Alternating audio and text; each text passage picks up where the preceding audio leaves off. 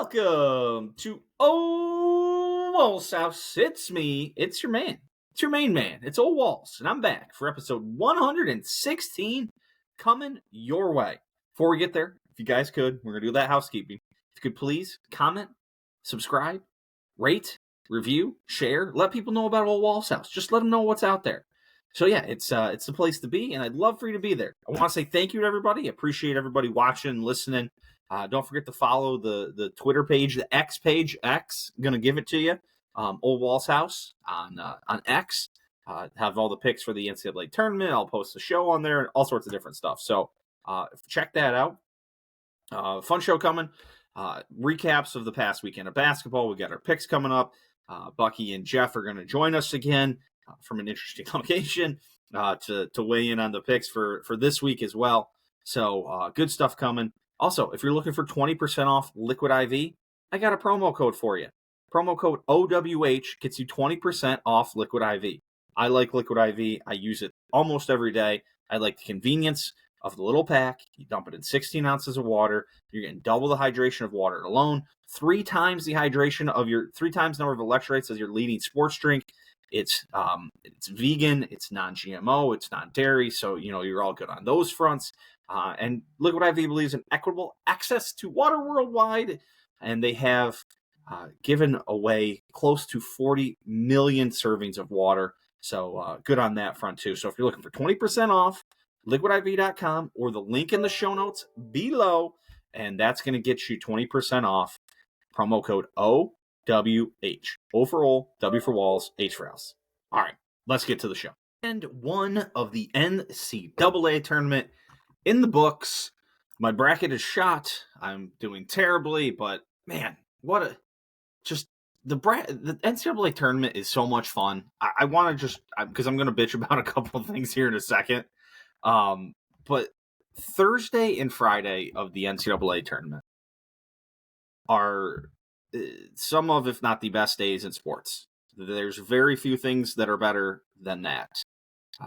Opening weekend of football, Masters Sunday, the NFL playoffs, the divisional round weekend is pretty good. But, I mean, it's hard to say that anything is much better than the NCAA tournament, especially Thursday, Friday of that first weekend.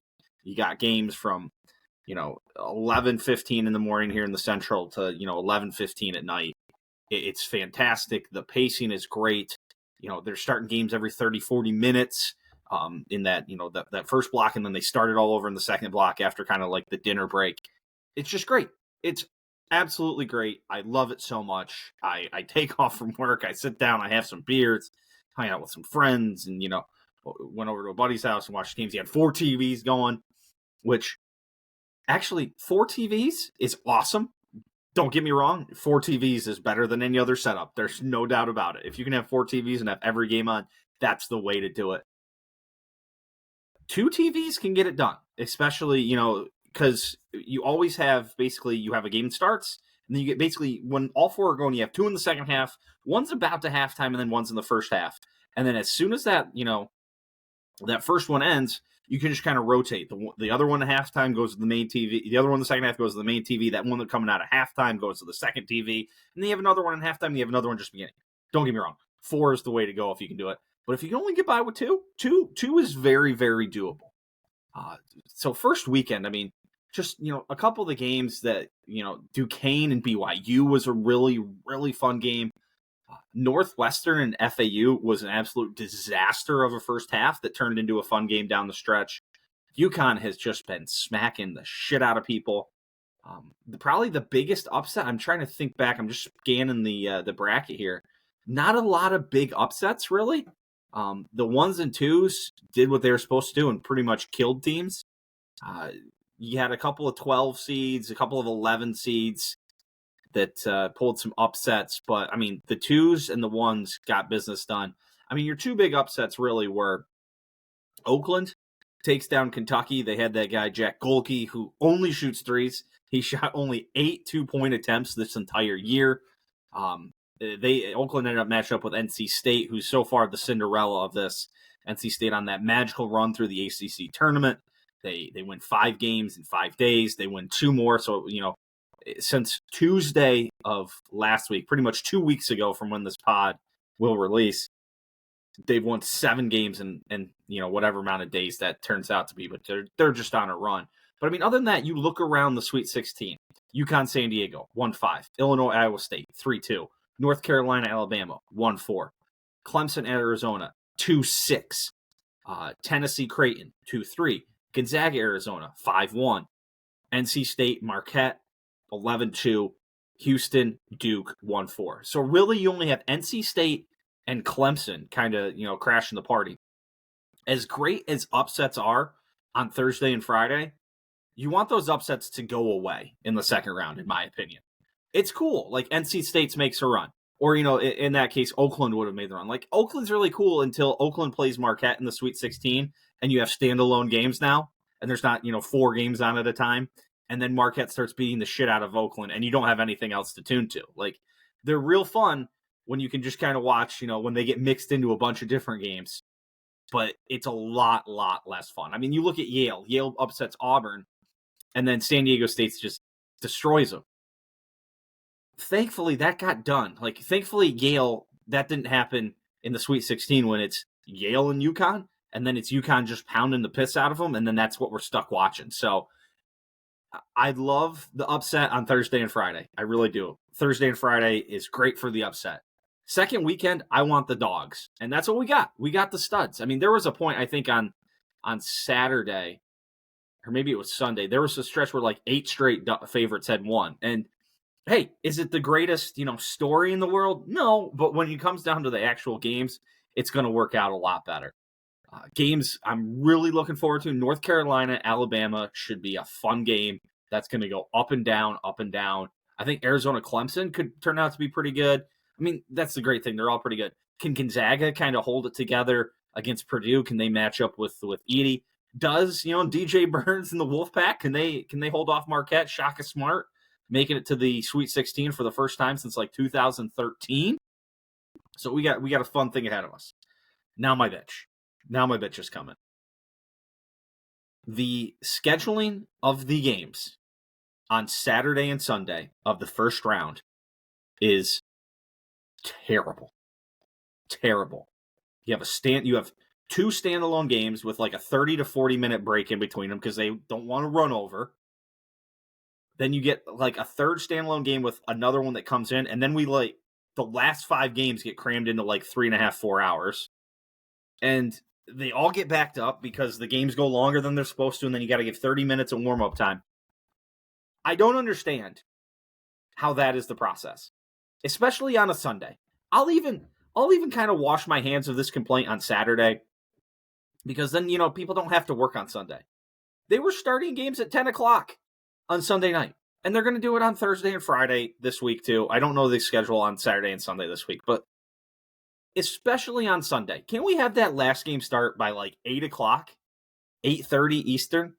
I mean, if you start a game at noon, you can start a game at noon, 1, 2, 3, 4, 5, 6, 7. So even if you want to give it a little spacing early to have more going on late, because I know that's what it is.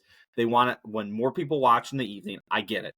So even if you go like noon, 1:30, 2:30, 4, 5, 6, 7, 8. Like, there's just no reason to start games at 10 o'clock Eastern. That is ridiculous when you don't have to.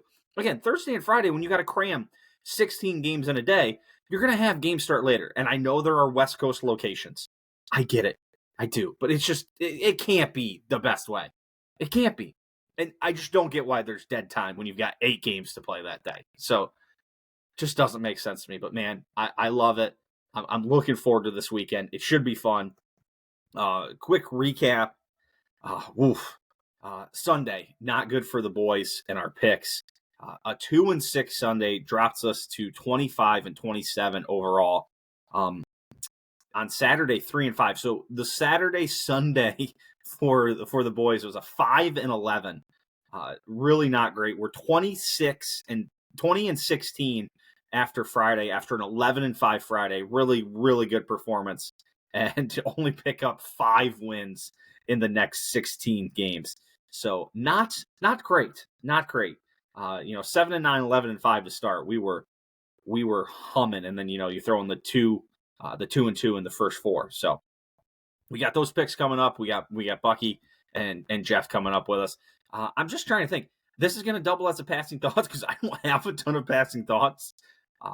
Because my weekend was just consumed with the NCAA tournament, so there's really not much else I got kind of diving into.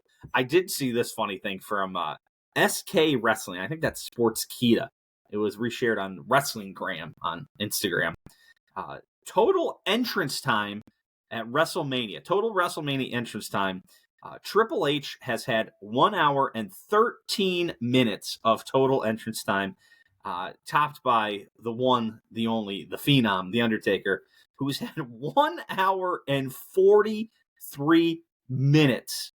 1 hour and 43 minutes of entrance time at WrestleMania. That's equivalent to an entire Monday Night Raw. They could run a Monday Night Raw and probably, I would assume they're at a commercial for longer than 17 minutes over the old Raw, not the new Raw, SmackDown. We'll call it SmackDown. I would assume they're at commercial for more than 17 minutes. They're probably a commercial for closer to like 30 minutes. You could run an entire SmackDown showing Undertaker's entrances at WrestleMania and not get it done. Unreal. Unbelievable.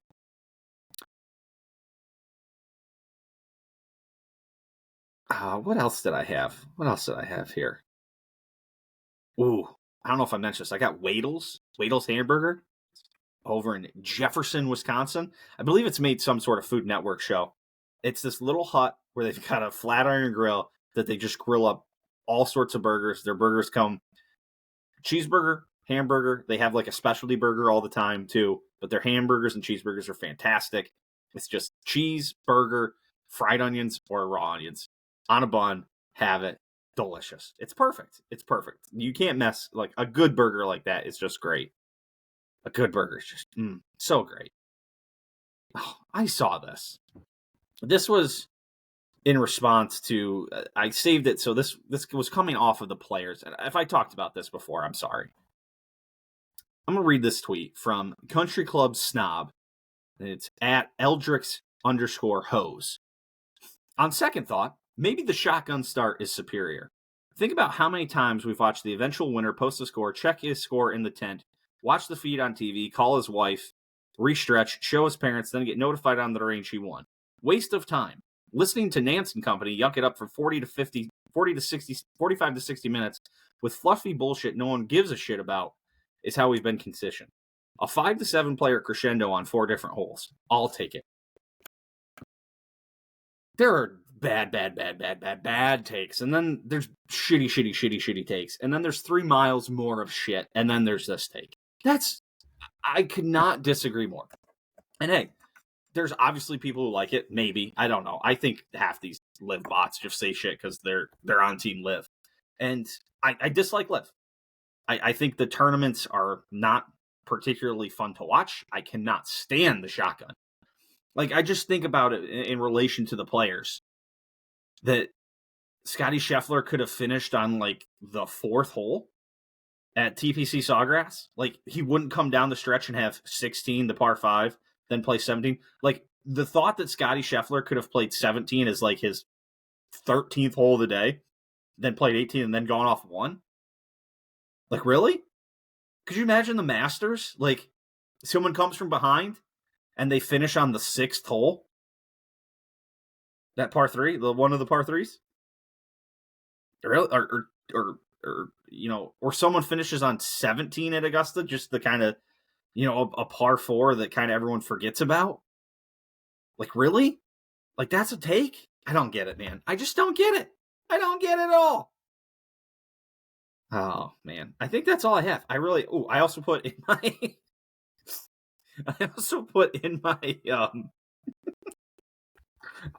my notes, I love egg noodles. I mean, I don't know why you shouldn't love egg noodles, but egg noodles are delicious. I had it with some Swiss steak, and then we had some Swedish meatballs laid over egg noodles. So I had some back-to-back egg noodles. Oh, I know what I was going to say about the tournament. Stan Van Gundy, phenomenal commentator. I don't know that I've ever noticed that Stan Van Gundy was doing games, but I thought he was great on the mic. I thought he added a lot. I thought it was very informative. He wasn't stepping all over people. I thought it was fantastic. Thought it was really good. And just this is going to come before we get to Jeff and Eric. They are on the golf course when I talked to them. The final of that match was that Jeff pulled the upset and beats Eric 2-up. So Jeff won the 18th. Eric was looking for the tie. So yeah, we've got all our picks coming. They are on the golf course. It's kind of chaotic, but I'll just let it be what it is. And you can kind of figure it out from there. The picks are all in. Again, the picks will be on the Ole Walls House Twitter/X page for those of you who miss it. So let's go to those guys. Hey, ladies and gentlemen, we're back for the NCAA Tournament round 2 here. Picks. As you can see, Jeff and Eric are out on the golf course today. Joining me. Jeff's got 197 into a par 3 here. It's probably about a 7-iron for him, if I could guess. It's 124. That wasn't very good. Boy, he doesn't like it. It looks like a wonderful day out there. Yeah, it's warm. It's sunny. It's not overly warm. Nice. But no complaints here. Well, I'm trying to switch my camera for you, but I can't figure that out. There's probably a flip button somewhere. You did it to get it the other way. I know. Well, while you guys are driving up there, I'll recap. We had an absolutely horrendous Sunday in our picks. We were chugging along nicely until we went 2-6 on Sunday. We are now 25-27 overall. How do you guys feel about our performance thus far? I feel like 25-27 is pretty good. I mean, considering we were 23-19. It could be going back. We had a couple misses where we picked the team that lost by 40 on Sunday. That probably wasn't great for us. I'd rather lose by 40 than lose by 1. We did that. We did lose by 1 a couple of times as well. Not even 1. Yeah, I think twice we got hooked. Oh, the wedge. He's like Houdini with these wedges out here. This is ridiculous. 30 yards to 3 feet. Shocker. That is good. Pick it up. No, he's going to putt that one. I hope he gives me that one's like 8 feet. That's why we that. I told him earlier, Jordan, you'll appreciate this. I feel like I'm playing against Dan Chernosky today. Oh, we got human rain delay going on out here? No, it's a compliment because of his wedge play. Oh, okay. All right. Either of you guys have any thoughts from the weekend? Oh, shit, I just fucked somebody. It's a little different when you're hitting a shot and you got somebody in your ear, but I like it. It's fun. You guys just gotta give me like a warning, like I'm hitting right now. Well, we're playing 2-man golf and we're moving fast, so more times than not, somebody's hitting. Anyone want to give me a recap of the weekend and your thoughts on the weekend? I think the final is going to be Purdue versus UConn. That's my thoughts from the weekend. UConn has looked pretty good. Alabama versus Grand Canyon was a blast yesterday. That was a wild, wild basketball game. And I just missed the 15-foot putt. Oh, Slano might make me putt that. Is there any chance we can get video of Jeff hitting his 8-footer for par? I think so, yeah.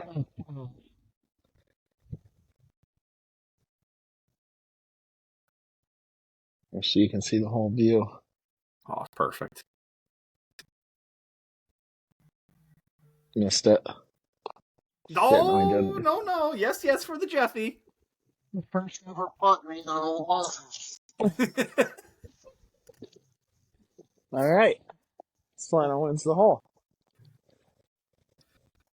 Jeff, what'd you think of the Behind weekend? us.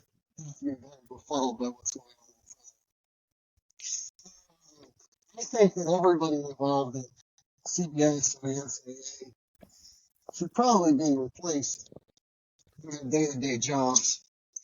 And I think that much like in 2019, not a ton of upsets in round two, which I think is going to yield us some great games next weekend in the Sweet 16 and only then, um, because you've got the best teams playing to go to the Final Four.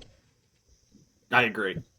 When you don't get upsets in round two, if you look at the seeds in the Sweet 16, we have the highest seeds, North Carolina State's in 11.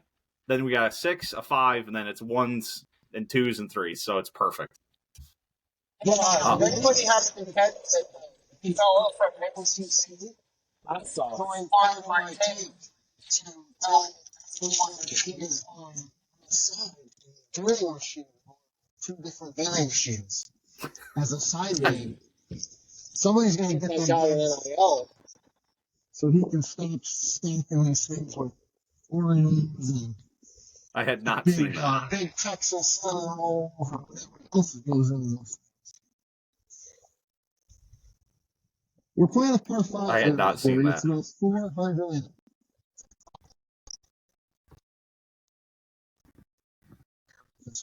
I've lost Jeff. Eric, you're going to have to give us the commentary. You've cut out. Slano's hitting driver on a par 5. Looks like there's OB left. We know what that means.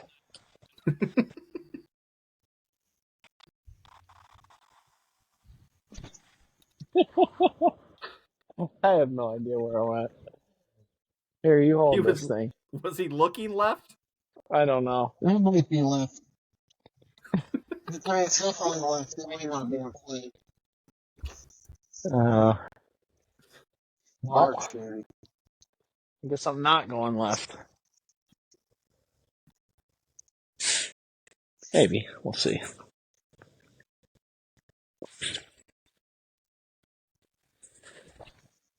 Bucky's going left. He's left. And there more. He's going to be on the trees. I'll have a chance. Perfect. Oh, God. All right, boys. Let's get some picks in. What do you say? Yep, let's do it. Let's start with Clemson and Arizona. First game of the night, Thursday. We got Arizona minus 6.5 against Clemson for one of the overperforming ACC teams. Jeffy, what do you got for us, buddy? Also, just killing this first weekend. I think Arizona has been one of the bright spots this year. I think they look good. They've got everything. They've got bigs, they've got big wings, they've got a guard that Wally Rose and Caleb Love, and I think Clemson's really close to an end right here. I think Arizona has the best matchup of the weekend in the first round, and I think they win. They cover. Second one went right. Bucky, what do you got in Arizona? I'm going to take Clemson. Ooh, Clemson looked good this week. Yeah, why not? They did look good. But I think Arizona's really good, so I'm going to take Arizona. I will lay the 6.5. The favorites have been overperforming this weekend. That leads us to our next game, Connecticut and San Diego State. San Diego State is getting 10.5, boys. Bucky, lead us off. They couldn't. UConn should be giving them 20.5, and I'd probably still take them. UConn is awesome, and we're picking UConn. Yeah, I agree. UConn has been just clobbering people. It would take a lot more than 10.5 for me to want to get on San Diego State. Slano is inbound by 1 foot.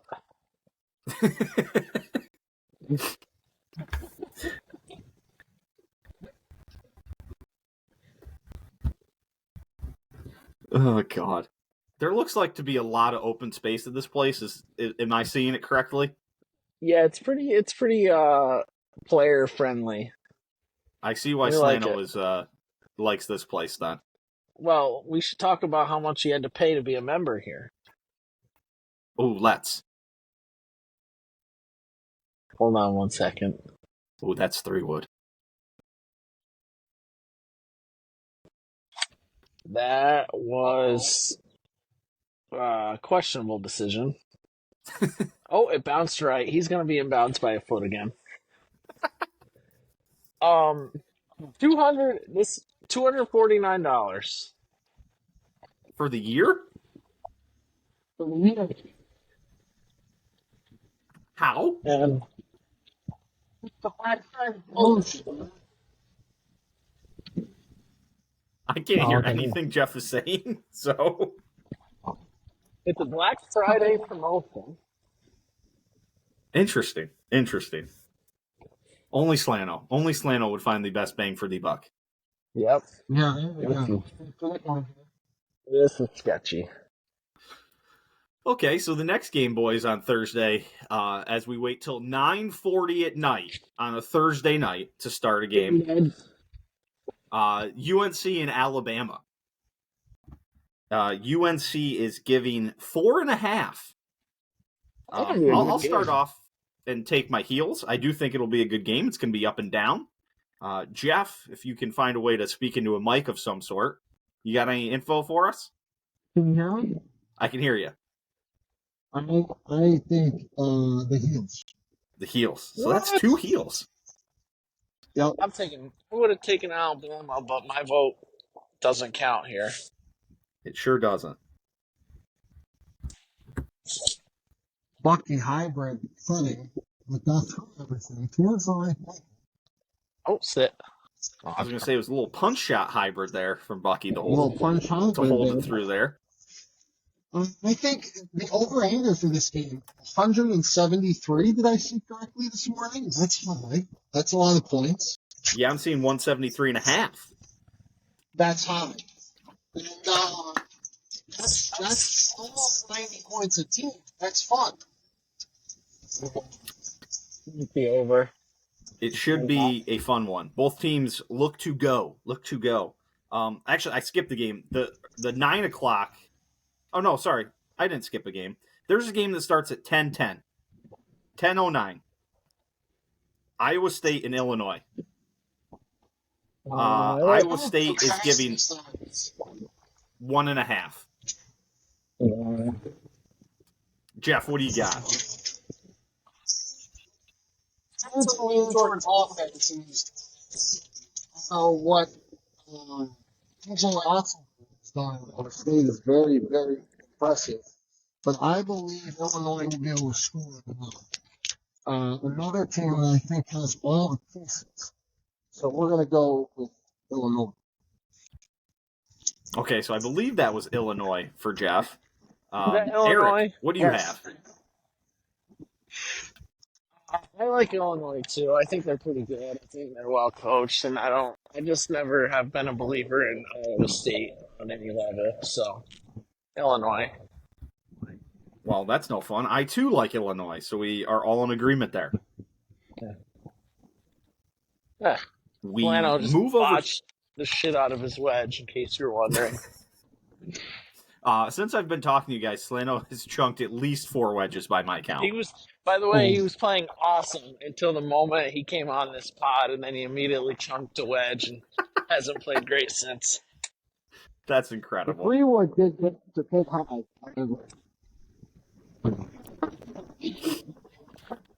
We're on to Friday, boys. NC State and Marquette. Marquette is -6.5. Oh, Bucky no. just filleted one under it by 24 to a fringe. To talk shit.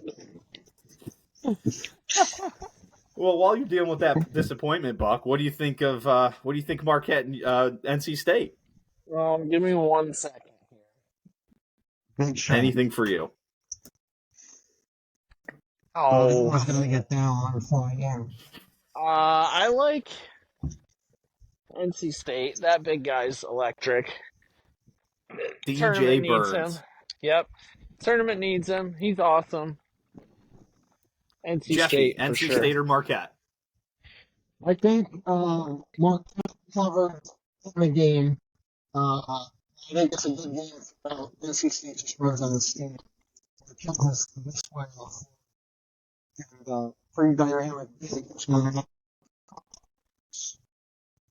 I am in agreement with Jeffy. I like Marquette. I think the Cinderella story from NC State ends here. They've been kind of running hot in a close little stretch of time, and it's over. We have our first Ole Walls House. Jeff, That you have was a the tough first one. lip out and the first made putt. He does. That's all right. It's going to be good enough to win this hole. Next game on Friday is Gonzaga and Purdue. Gonzaga's getting 5.5, and Purdue, coming off that beatdown. This may be stupid of me, but I think Gonzaga covers here. I think Gonzaga covers the 5.5. I think Gonzaga is the trendy upset pick of the week. Give me Purdue. They won the first time in a winning. All right, so we got a 1-1 matchup here heading to Eric. Gonzaga or Purdue? 5.5.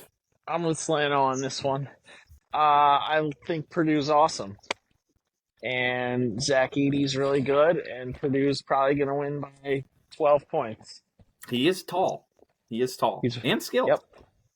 He's a good basketball player. Probably the rest of his life is super inconvenient, but being that tall definitely helps him in basketball. Oh, God. Next we have Duke and Houston. Houston is a 3.5-point favorite. Bucky, you just finished us off. Why don't you lead us off this time? That's a tough one. You know what? I'll pick Houston just because I would love to pick against Duke. Jeff, what do you got for us here? I don't know what to make of this Duke team. I texted you guys yesterday when I like them, they stink. When I hate them, they all become Steph Curry. Well, Houston's really good. What they did in the game was impressive. But I'm going to take Duke. I'm going to take Duke. Offense over defense. Man, there's something in my head that's telling me Duke, but I just can't bring myself to do it. We're going to take Houston minus 3.5. There's a chance that Duke just gets home. Because those Houston dudes are dogs. Yeah. Dogs. They get up into you and they pressure you. Well, it's going to be an interesting style because Duke needs the refs on their side and Houston needs the refs to call fouls. So interesting to see which side they go. Because last night, the refs called fouls and Houston was in trouble. Is that dogs with a W, Jeff? WGS. Dogs. Perfect. That sounded like you took quite a cut at that one. Not T-ball with three on the three. All right, and last game of Friday night, Creighton and Tennessee. Tennessee is a 2.5-point favorite. Jeffy, start us off. All right. Creighton covered it in March. We did against St. Peter's, well, I got that. I like Creighton. Jeffy likes Creighton. Bucky, what do you like? I'll take Tennessee because I think you have to go in March. You should go offense over defense. And Tennessee has the best offensive player. So I'm going to use Slano's strategy against them here and go with Tennessee. I, too, like Tennessee. And that means by taking Tennessee, we better hope that the trend of favorites continues because we have taken 7 of favorites on Thursday and Friday. No. You come to get just what you expect from a bunch of not sharps, but squares. You guys got anything else to add for us here? No, I got to get refocused on this match before this thing gets away from me here. Before we leave, what is the match at? How many holes are we? Slano's 1 up. How many holes in are we? This is the 9th. We're on the 9th hole. Okay, you guys should finish before I go to processing here tonight. So just shoot me a text on the results so I can update the fans of the results later in the pod. We can surely do that. Jeff, Bucky, I appreciate it. Thanks for, really, really carving some time out of your tough schedules for me today. You're the best. Thank you, Wally. Thanks, boys. Okay, Flyers update. With 10 games remaining, the Flyers are clinging to the last playoff spot. Current standings look like this for the Flyers. In the division, they currently hold the 3 spot, which is the last divisional playoff spot handed out. They have 81 points, 2 points ahead of the Washington Capitals. The catch being the Capitals have played 2 less games. The Capitals have 12 games remaining compared to the Flyers' 10. So if the Capitals were to win their next 2 games, just to make it even, they would sneak ahead of us. That said, in the wild card, the Capitals are in control of the final wild card spot currently, ahead of 1 point ahead of the Detroit Red Wings, who they've played 1 less game than. They have 79 points. The Red Wings have 78. So the good thing for the Flyers is if they were to be overtaken by the Capitals, they are still out ahead of the Red Wings by 3 points, only with 1 extra game played. So even if they were to win the next game, they'd still have the wild card. So it is getting tight. The Flyers play tomorrow against the Rangers, and then the Red Wings and Capitals play. So, somebody's getting hurt and somebody's gaining on us no matter what in that. The rest of the week, let me try and find the Caps and the Red Wings here. The Caps play the Maple Leafs later, so that's good, and the Red Wings play the Hurricanes. So 2 tough teams for them on the 28th. That's on Thursday, I believe. Yes, Thursday. On Saturday, the Red Wings play the Panthers, another tough team. I don't see the Capitals here. Did the Capitals play on Saturday? They play the Bruins. So a good outlook for the teams chasing the Flyers this week as they have tough teams. If we go back this week, Flyers had a pretty good week against a pretty tough schedule. They played the Maple Leafs, the Hurricanes, then the Bruins, and then the Panthers. So 4 pretty darn good teams. They just played the Maple Leafs and the Bruins last week as well. Dropped games to both of them. They come back on Tuesday and pick up a win over the Maple Leafs, a 4-3 win. That got closer later. I think the Flyers got out pretty early in that one, if I'm not mistaken. Yeah, the Flyers were up 3-0 in that game early, and then the Maple Leafs kind of made that closer in the end. They took the Hurricanes to overtime. So, this is where I didn't watch the Flyers for the rest of the weekend because there was basketball on. But they took the Hurricanes to overtime, so they get a point there. And then they turn around on Saturday and they beat the Bruins. Couldn't watch that game. It was an NHL Network game. I don't get it. It was on at a time when I actually could have watched it. I did have the game on when they got their ass kicked by the Panthers 4-1. So that was a little bit of a letdown. But a 5-point week against those teams, not bad. Not bad. So coming up this week, we got the Rangers tomorrow night, Tuesday night. I'm recording this Monday night. So, that's a tough one. The Rangers are good. They are atop of the division. So tough game. If we can sneak a point out that's in Madison Square Garden, that would be really, really good. After that, the Canadiens, they stink. They stink. They're 26-32-12, last place in the Atlantic Division. And then we play the Blackhawks on Saturday. Blackhawks stink as well. They're last place in the Western Central Division. They're actually eliminated from the playoffs. One of the first teams eliminated to go with the Blue Jackets, the Sharks, and the Ducks. And then the Islanders on Monday. So, there's 3 very winnable games with a tough game against the Rangers. Got to be thinking 5-6 points again in those 4 games. So, like I said, 10 games left. Flyers are in a playoff position. They have a little bit of a backup spot with that wild card if they can just, if the Caps get hot. So just got to avoid the Caps and the Red Wings getting hot and then the Flyers choking. So 10 games, big stretch, playoff hockey on the line. Can the Flyers do it? PGA Tour time. Peter Malnati is the winner at the Valspar Championship. Shoots a final round 4 under to win his second career PGA Tour event. Last one at the Sanderson Farms in 2015. I believe this will be the first time he's ever going to play the Masters due to this. Yes. Will be only his fourth major of his career. Played the 2016 PGA where he missed the cut.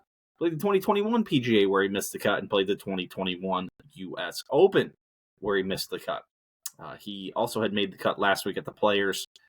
This was a weaker field. It's in the middle of it's one of these 3-week stretches where there are no signature events. There were a couple other interesting names in the field. Cameron Young, who finished second. That is his seventh time he has finished second in his career. He first finished second at the Sanderson Farms in 2021, who he lost to Sam Burns. Then he finished second at the 2022 Genesis Invitational, where he lost to Joaquin Niemann.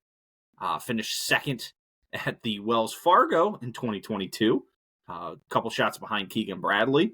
Finished also in 2022, finished second at the Open Championship, lost to Cam Smith by 1. Actually overtook Rory McIlroy in that final round.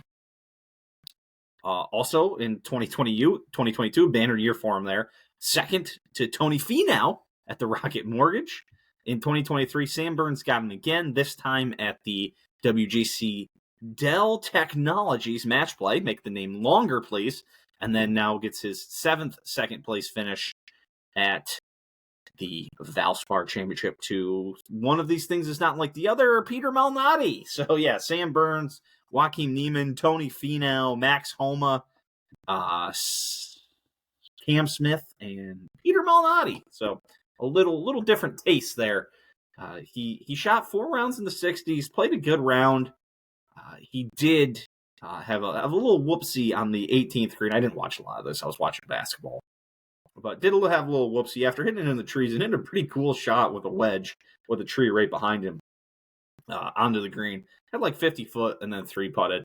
I'm trying to think. Xander Schauffele absolutely backdoors a top 5, shoots 6 under on Sunday to backdoor a top 5 and finish 4 shots out of the lead and never be remotely close to winning the golf tournament.